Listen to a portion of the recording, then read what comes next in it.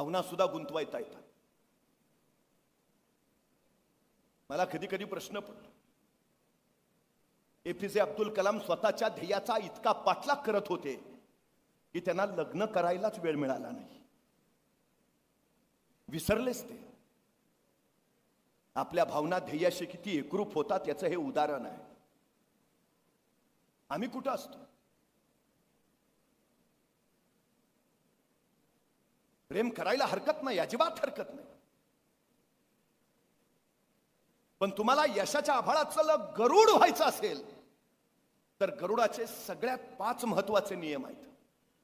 तुम्ही झेप घेतली तर त्याला गरुड झेप कधी म्हटलं जातं? ज्यावेळी इतर कुणी तुमच्यासारखी झेप घेऊ शकणार नाही त्यावेळी त्याला गरुड झेप. गरुडाला आभाळाचा राजा म्हटलं जातं, तो पक्ष्यांचा राजा. असं काय आहे त्याच्यात? 5 नियम. गरुड एकटा असतो, तो कधीच कुणाच्या संगतीत नसतो.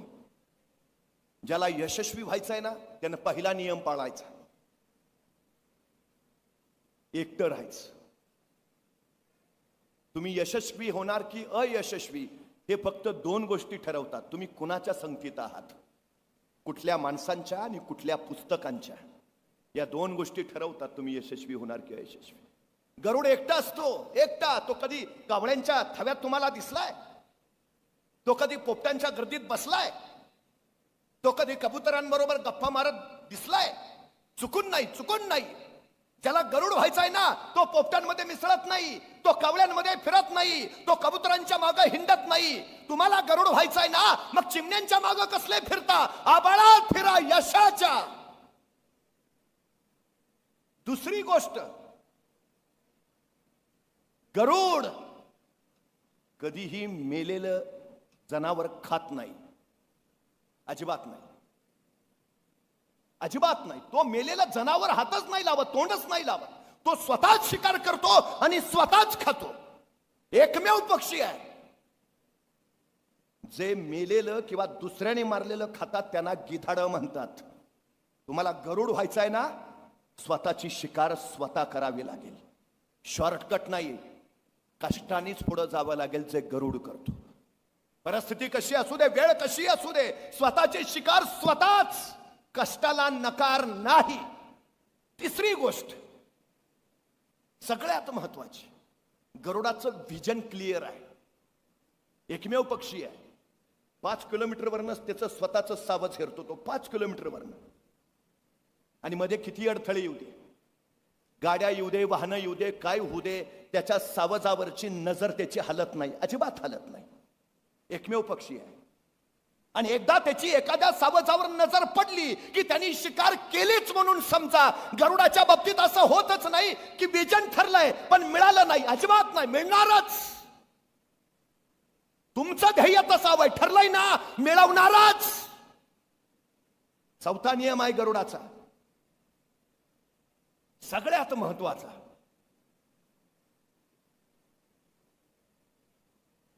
गरुड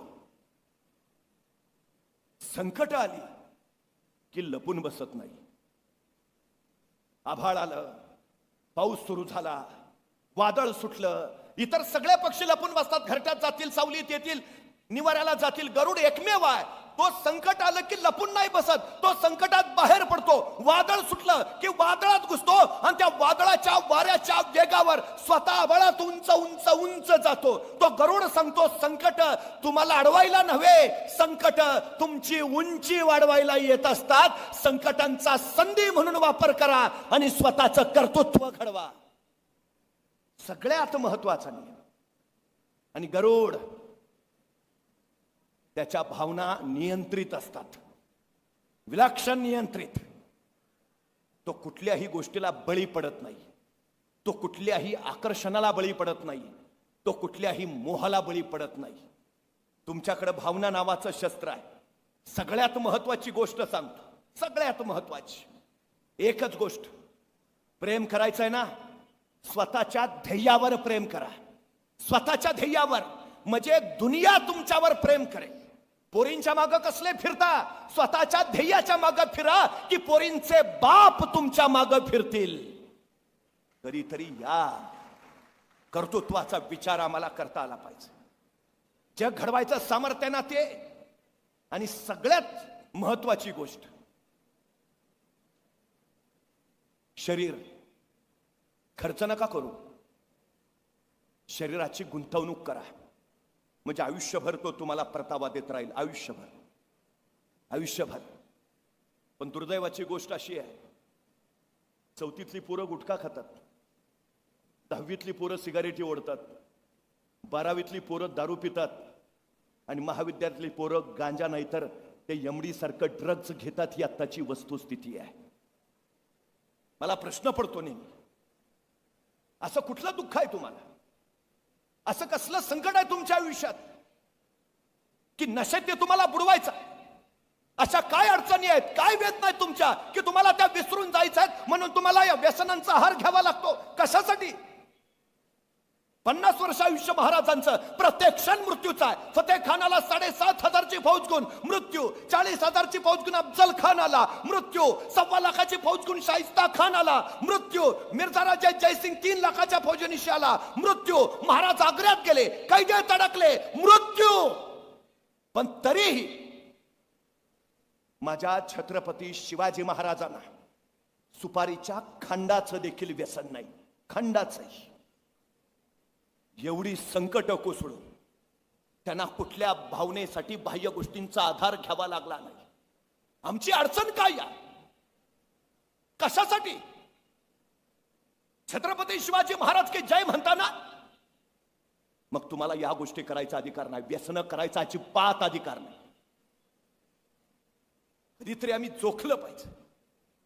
जगाच्या पाठीवर अजून असं यंत्र तयार नाही झालं ज्याच्यात भाकरी टाकली की रक्त तयार होऊन बाहेर पडतं. असं अद्भुत शरीर नावाचं अलौकिक यंत्र त्या परमेश्वरानं आम्हाला दिलंय. विलक्षण आहे ते.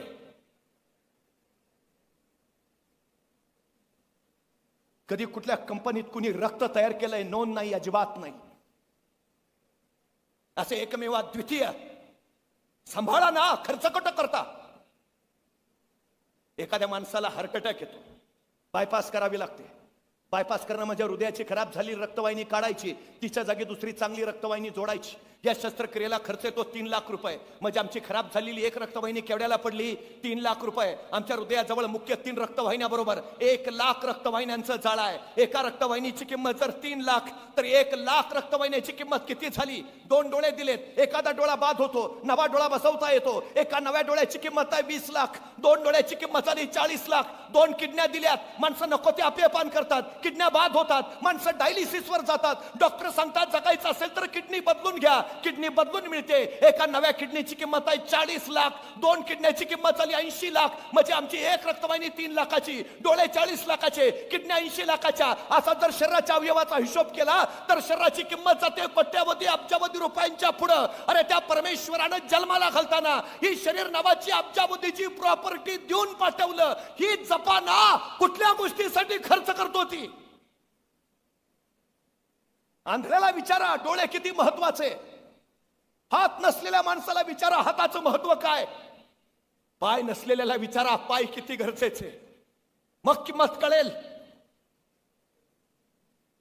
ज्या वयात कर्तृत्वाच्या ध्वजा फडकवायच्या त्या वयात धुरांच्या रेषा करत मस्ती करत हिंडतो आम्ही की आमची सगळ्यात मोठी शोकांतिका आहे. सगळ्यात मोठी. आम्ही कधीतरी या सगळ्या गोष्टींचा विचार केला पाहिजे. कधीतरी ध्येय ठरवा आणि ध्येयाचा पाठलाग करा अखंडपणे. अखंडपणे आपलं ध्येय आपल्या दृष्टी आड होता कामा नये. आपलं ध्येय आपल्या मना आड होता कामा नये. तेव्हा उभारता येतं आयुष्य. प्रभू श्री रामचंद्र रावणाला मारून लंकेवरनं परत अयोध्येला आले. राज्याभिषेक झाला आणि या युद्धामध्ये ज्यांनी ज्यांनी मदत केली श्रीराम त्यांना प्रत्येकाला आभार व्यक्त करत भेटवस्तू देत राहिले. सगळी माणसं झाली. आणि अचानक सीतामातेंचं लक्ष कोपऱ्यात उभा असणाऱ्या हनुमंतांकडे गेलं.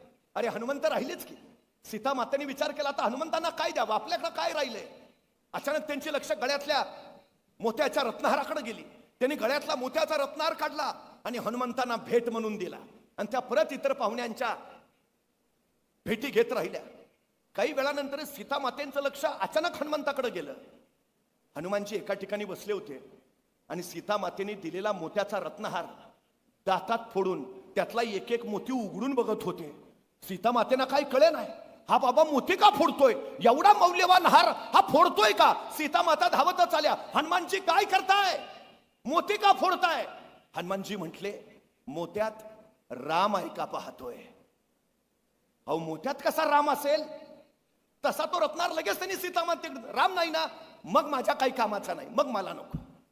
हनुमानजींचं ध्येय ठरलंय, काय मिळवायचं आहे, श्रीराम सोबत कुणाच्या राहायचं आहे, श्रीराम काय करायचं आहे, जे श्रीराम सांगतील. हनुमानजींचं ध्येय ठरलंय फक्त श्रीराम. जर मोत्यात राम असेल तर माझ्या उपयोगाचा, नसेल काही उपयोगाचा नाही. आमच्या जीवनाचं ध्येय ठरू द्या, काय व्हायचंय मला, हे जोपर्यंत होत नाही दुसरं काहीही महत्वाचं नाही. तेवढंच आणि तेवढंच बास.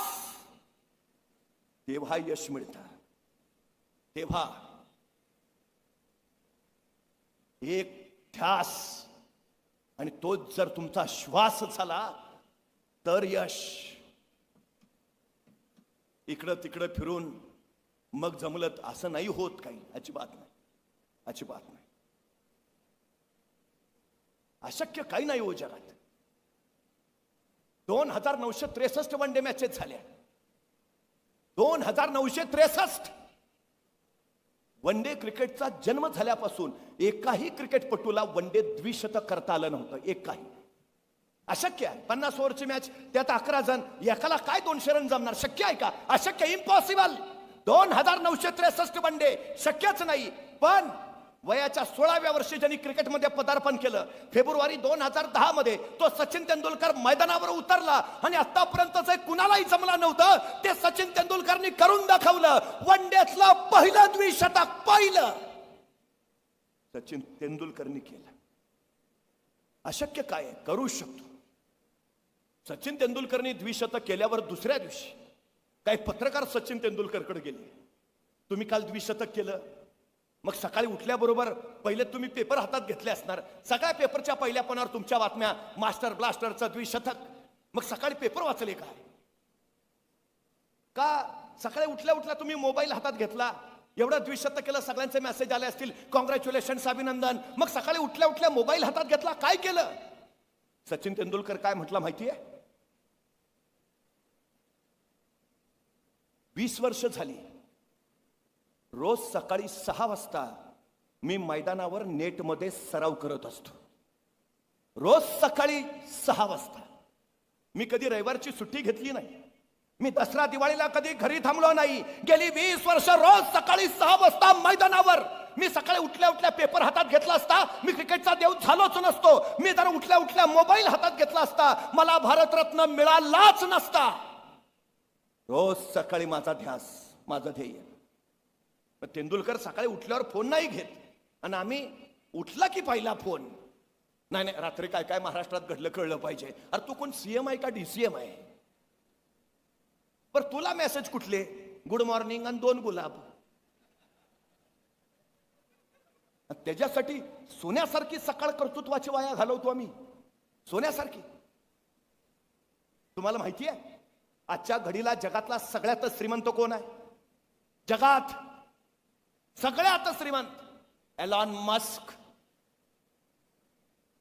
पूर्वजांची संपत्ती नाही, स्वतःच्या आयुष्यात एकट्यानं कमावलेली संपत्ती आहे, एकट्यानं.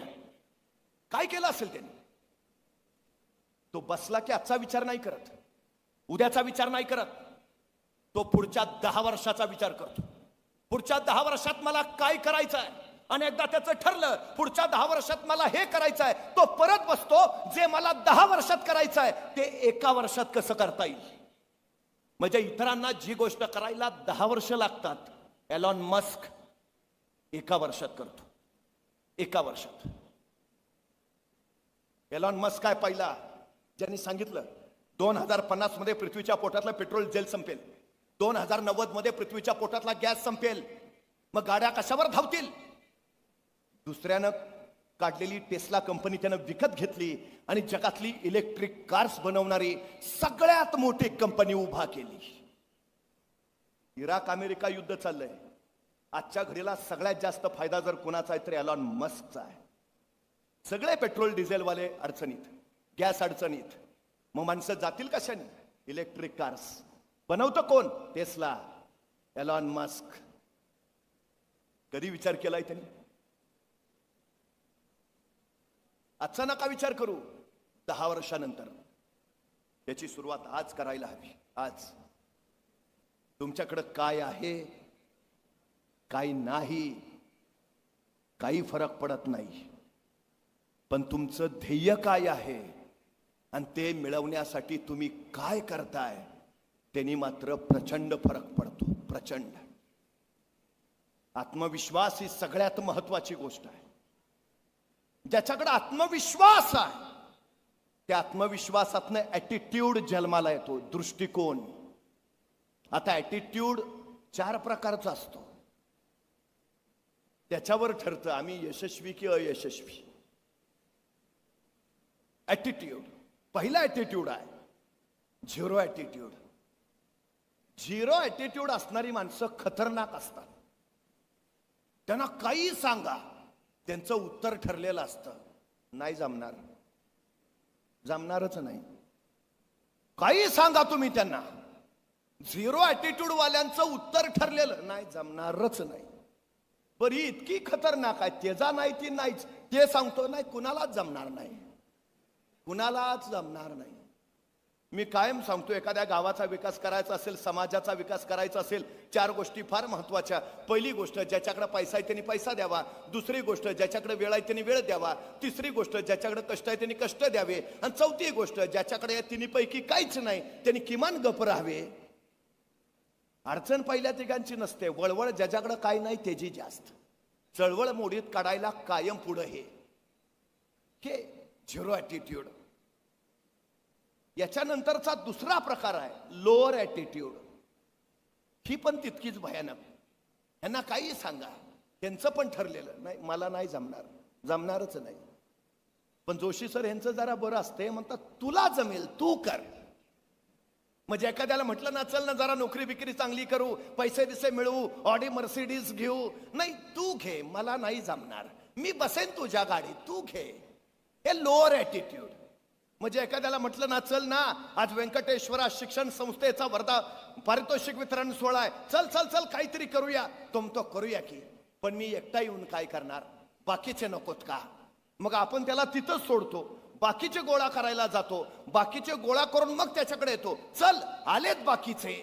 मग तो म्हणतो मग आहेत ना बाकीचे, मी नाही आला म्हणून काय होतंय. हे लोअर ॲटिट्यूड वाले. याच्यातला तिसरा प्रकार आहे ॲव्हरेज ॲटिट्यूड. त्यांना काही सांगा त्यांचं उत्तर ठरी नाही म्हणत नाही. त्यांचं उत्तर ठरलं नाही, करून अडचण काय, प्रयत्न कराय काय हरकत आहे.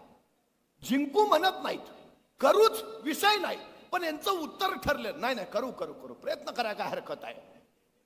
ॲव्हरेज. आणि याच्यानंतरचा शेवटचा जो प्रकार आहे तो आहे चॅम्पियन्स ॲटिट्यूड. ह्यांना काही सांगा ह्यांचं उत्तर तयार, आय कॅन, मी करेन. अशक्य हा शब्द त्यांच्या शब्दकोशातच नाही. आय कॅन, आय कांट म्हणतच नाहीत, आय कॅन, मी करेन. Champions attitude. तानाजी, बाजी, येसाजी, कोंडाजी, करतोजी. Champions attitude. महाराजांनी फक्त सांगावं, तानाजी म्हणालेच आय कॅन, बाजी म्हणालेच आय कॅन, मी करेन. Champions attitude. मला फक्त एका प्रश्नाचं उत्तर द्या, जंगलातला सगळ्यात उंच प्राणी कोण? जिराफ. जंगलातला सगळ्यात वेगवान प्राणी कोण? चित्ता. जंगलातला सगळ्यात हुशार प्राणी कोण? कोल्हा. आणि जंगलातला सगळ्यात ताकदवान प्राणी कोण? हत्ती. आणि जंगलचा राजा कोण? सिंह. का सिंह राजा का? तो जिराफासारखा उंच नाही, तो चित्त्यासारखा वेगवान नाही, तो कोल्यासारखा हुशार नाही, तो हत्तीसारखा ताकदवान नाही. मग सिंह राजा का? कुणीतरी सिंहाला विचारतं तू राजा का? सिंह म्हणतो मला वाटतं म्हणून. हे जे वाटणं आहे ना, तो champions attitude. I am the king. Champions attitude. जिंकायचं आहे ना, पहिला उरामध्ये चॅम्पियन्स ॲटिट्यूड बनवा. I can. अशक्य काय आहे, करेन. विषयच नाही. मुंगी बघितली? मुंगी केवढीशी, तिचं डोकं केवढंसं, डोक्यातला मेंदू केवढासा, तरी पण त्या मुंगीला बरोबर कळतं कुठल्या गावातल्या कितव्या आळीतल्या कितव्या घरातल्या कितव्या खोलीतल्या कितव्या कपाटावरच्या कितव्या फळीवर किती नंबरचा साखरेचा डबा आहे. सांगावं लागत नाही, रस्ता दाखवावा लागत नाही. कणभर मुंगी पण ध्येयापर्यंत पोहोचते ना. अरे एवढीशी मुंगी जर स्वतःचं ध्येय गाठत असेल, आपल्याला अडचण काय आहे? काय अडचण आहे? आम्ही कधीतरी या सगळ्या गोष्टींचा विचार केला पाहिजे. मला एका प्रश्नाचं उत्तर द्या. तुमची आई रात्री कधी झोपते माहितीये तुम्हाला? कुणालाही विचारलं तर तो सांगेल, मी जागा असतो तोपर्यंत जागीच असते, मी झोपल्यानंतर ती कधी झोपते कुणास ठाऊक. बरं सकाळी कधी उठते? नाही, मी उठायच्या आधी ती आधीच उठलेली कामाला लागलेली असते. मला प्रश्न पडतो, आई इतकं कुणासाठी राबते, कुणासाठी करते ती? तुमचे वडील सकाळी उठले की बाहेर जातात, राबतात, तुम्हाला हवं नको ते देतात. कुणासाठी? त्यांची स्वप्न पूर्ण करायची आहेत? नाही, तुमची स्वप्न पूर्ण करायची आहेत. तुम्हाला वर्गात 1 तास शिकवायचं तर तुमचे प्राध्यापक आदली रात्र अभ्यास करतात का? उद्या माझ्या पोरांना शिकवायचं आहे. अरे तुमच्यासाठी तुमचे प्राध्यापक जर एवढा अभ्यास करतात तर तुम्ही किती करता? तुमचे आई बाप जर एवढे राबतात तर तुम्ही किती राबता? तुमच्यासाठी नव्हे, ज्याने तुमच्यावर अपेक्षा ठेवल्यात त्यांच्यासाठी तुम्हाला लढायला हवं, लढायलाच हवं. तुम्ही भाग्यवान आहे. आदरणीय नानासाहेब महाडिकांनी ही शिक्षण संस्था इथं उभा केली. राहुलजी, सम्राटजी ही संस्था आणखी पुढे घेऊन निघाले. कशासाठी? या मातीतला एकही विद्यार्थी शिक्षणाशिवाय राहता कामा नये. त्यांची ध्येय त्यांना पूर्ण करता यायला हवीत, त्यांची स्वप्न त्यांना पूर्ण करता यायला हवीत, आणि त्यांच्यासाठी जे गरजेचं ते सगळं आम्ही इथं उभा करू. भाग्यवान आहे तुम्ही. तुम्हाला जे व्हायचं आहे ते बनवणारी संस्था तुमच्या जवळ आहे. भाग्यवान आहे. 50-50 कोस जाऊन रणरणत्या उन्हातनं अनवाणीत चालणारी माणसं चालत चालत जाऊन शिकलीत आणि घडलीत सुद्धा. असं काही तुमच्या वाट्याला नाही. मग हे इतकं भाग्य वाट्याला आलेलं असताना आता आपण आपल्या कष्टात कमतरता का ठेवावी? लढावं, भिडावं, वादळाशी झुंज घ्यावी. शांत समुद्र कधीही उत्तम खलाशी तयार करत नाही. समुद्र उधाणलेला असला, लाटावर लाटा कोसत असल्या, वादळ वारं सुटलेलं असलं आणि अशा